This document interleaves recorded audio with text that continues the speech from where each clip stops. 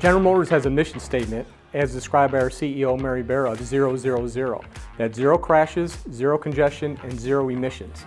So here, we produce over 400,000 parts a day out of this facility.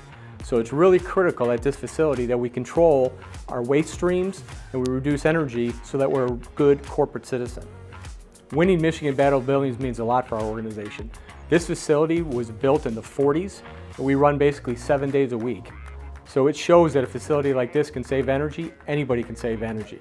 So winning in both energy and water means a lot for this facility, and it helps motivate people in the building to save more. We've been recognized for 9 straight years by ENERGY STAR for sustained excellence.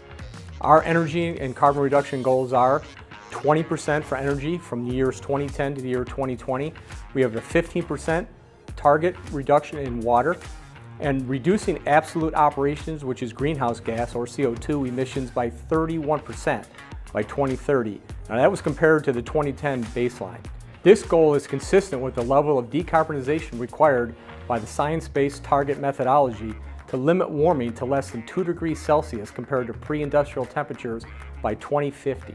So we've been involved in Battle of the Buildings since it started in 2014. So General Motors has more plants participate in Battle of Buildings than any other company in this industry.